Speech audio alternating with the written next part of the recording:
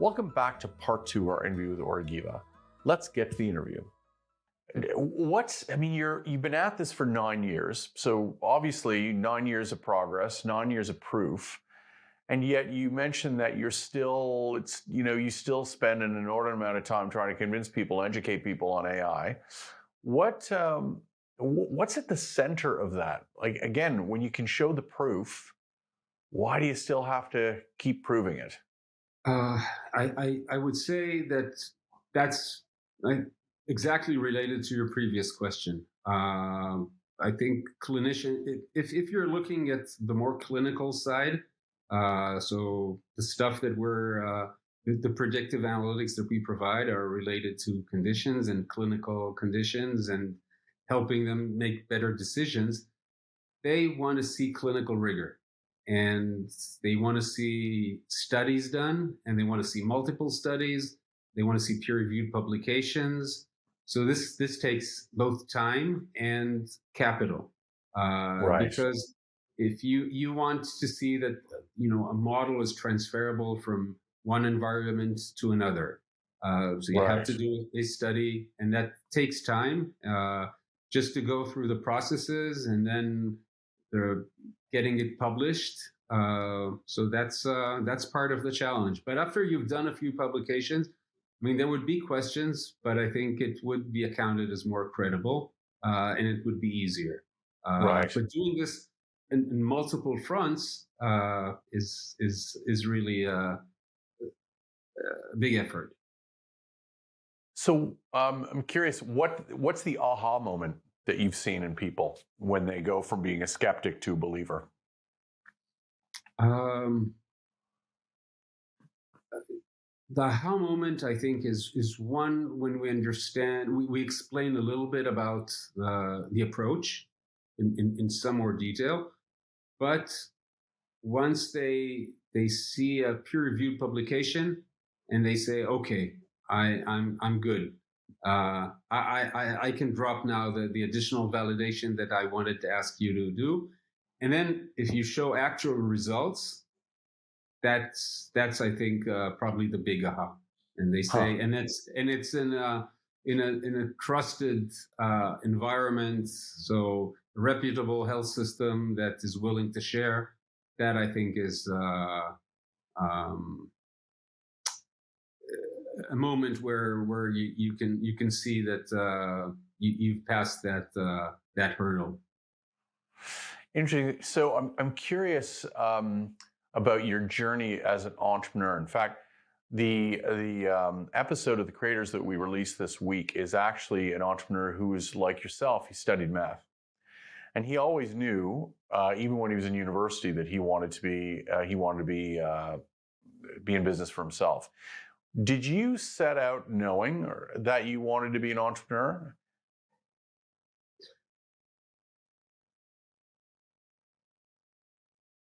I think I always had the belief that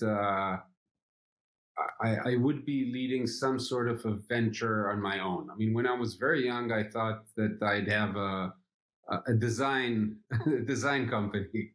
I was really into architecture, but after I was more introduced to the world of computing, I thought that either do some sort of intrapreneurial activity within a company that is really embracing innovation, or try to do something on my own or with partners, with friends. I think that's really one of the key issues, is to find the right team that could work together.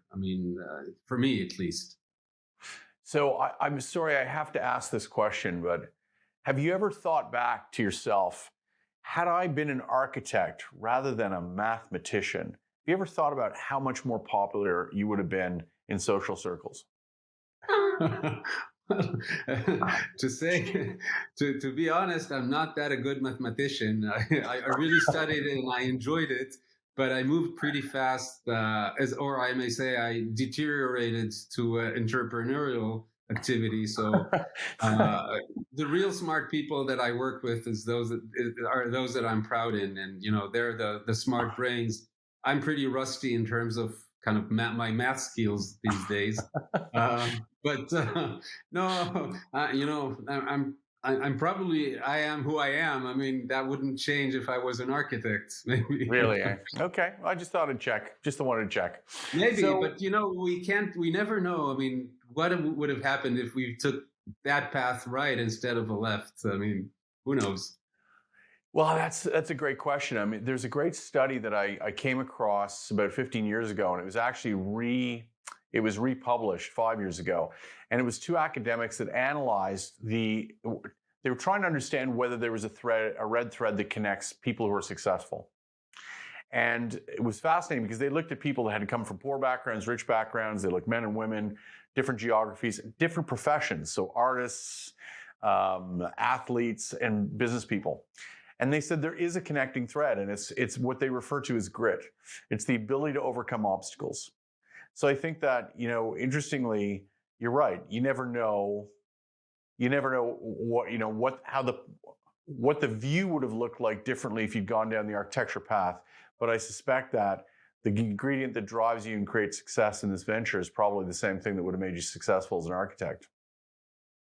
Yeah, I think you have to learn to endure difficulties because and be optimistic and think that there is a way out, because that happens, and it happens multiple times. And it's interesting because I was in a certain meetup yesterday when a very talented entrepreneur kind of sat on the table and shared with the rest the last 10 years, and it's exactly what you said. He called it the sort of you get into these mist areas, right, where you don't see anything, you don't know where you're going, and you have to figure out somehow to get this kind of these out of these rough patches. And yeah, I mean it's not for the faint at heart. No, it's not for the faint of heart, but it is certainly immensely rewarding, isn't it? Yeah, I mean there are very very rewarding moments when when you succeed, when you pass, when you get these very uh, rare kind of lightning light moments, Yeah. and there are also very strong dips, and you have Yeah. to see that you're getting out of them. Yeah. Now, I'm curious about being a tech company based out of Israel. And the reason I ask this is because I'm based in Canada, and I've witnessed. In fact, I'm in a community that is very much a tech community, and so Israel has got a remarkable technology community. I mean, so many companies I've heard about coming out of Israel but your business is international in its focus. So I'm curious, has being based in a small country like Israel been an advantage or disadvantage? um, Probably both. uh, I think the advantage is that uh, you get to benefit from this spirit and the fact that there are many people that are willing to go into these adventures, and strong tech and I would say education for that. So it's really helpful when you want to build the tech teams. Uh, I would say in digital health, I mean the disadvantage is that the large markets are outside of Israel, and it's not just about technology. You have to understand the market. We talked a little before that about our algorithms and so on. I mean, they're great, uh, but you know, getting the algorithm right is going through. It brings you to grade A, and if you want to graduate high school, I mean, there's so much more. You have to understand how to get it into the workflow, how to get people to use it, how to understand the specific health economics of that market, and for that we probably don't have enough people in Israel that understand the Canadian health economy. or the U.S. health economy or the German health economy. And if you were born in Germany, and so you're growing into this. Now, obviously, you need experts and you need the people that think about the business and so on, but it's more natural to find them because you've grown into Right. that economy. So for people that do health tech in the US, it's easier because they understand it's more natural. They don't have to depth. The unknown is a little less. So that Right. might be the downside. You're farther from the market, and what you do in Israel is not necessarily replicable to the US. And that would be different, I think, from maybe pure tech or cyber or things where you create an appliance, and that Right. appliance would probably work in the same way. Maybe you have to find some different distribution network, but the essence of it is more or less the same. That's really interesting. I hadn't considered that.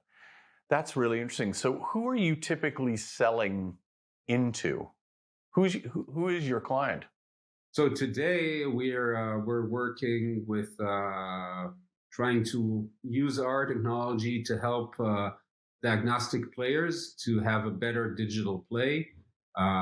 It could be with life sciences, and also with we're partnering with a large player in the I would say the provider market. So we're trying to be more of an early sign inside today, and benefit from the market access and know-how of our partners, where we provide the the technology and maybe work with them on kind of the product positioning, but benefit from that ability to scale. And my next question relates to that very issue of scalability. So, if you think about the business over the next few years, I'm just out of curiosity, how many people are on the team? Today we're 16. So, over the next 3 years, what does scale up look like? Like, what does the short term look like in terms of expanding the business? So I think it's probably getting on some more products to our partnerships, and having our partners scale and go into stronger into the market, and increase their the footprint of our products in their solutions. Right. That would be one. And I think broadening a little bit, we understand that we need also to expand our models into some additional types of data. So, alongside uh, getting our first generation products to sales, we would have to think about products that would be providing better performance in the upcoming years, and figure out how to get these data in order to improve our performance. I was going to ask you, does the population of the tech population there, is it large enough to support the growth that you're anticipating, or are you going to have to look outside of Israel to help develop further bases of operation?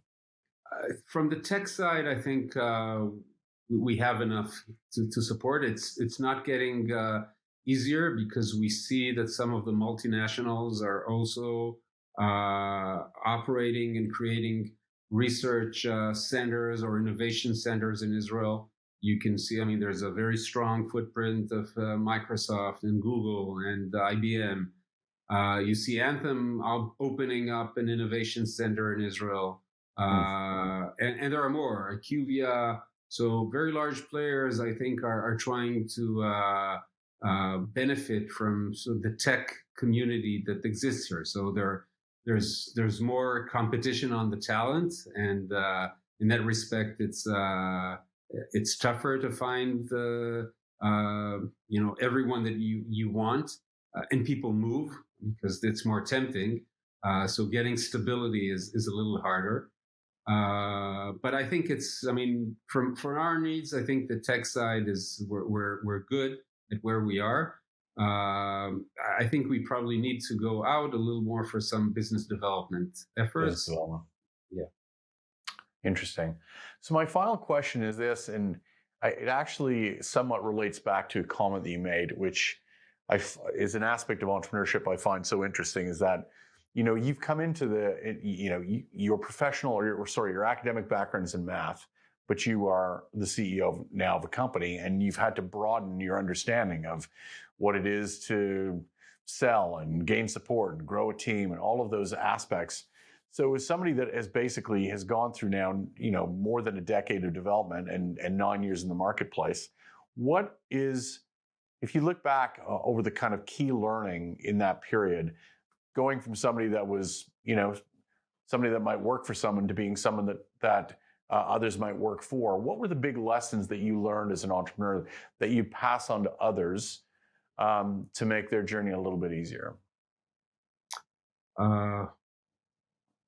I think one of it is that you need to admit as fast as you can about what you don't know.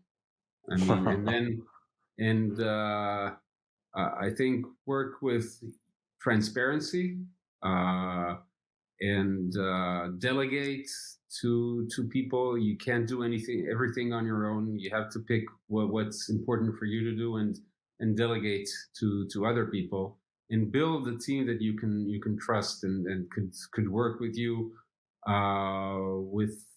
with great confidence. I mean, mutual confidence. I mean, that's that. And don't people are afraid when they have startups. I mean, about secrecy and about keeping things to their own. I mean, talking to people, learning from people, involving people who know early would prevent a lot of maybe harsh mistakes that you may need to recover, as you said, and maybe you can reduce the number of these mistakes. But I think that's. I want to say something maybe a little more to the previous question, if that's okay. Sure, of course, Uh, please. I think there's great tech talents everywhere, uh, but because it's easier for us here. I mean, there's 2 degrees of separation. You find it more convenient to get people from your locale. But I'm sure once if we grow significantly and we have to do more custom work, that probably would require us also to expand in terms of our tech.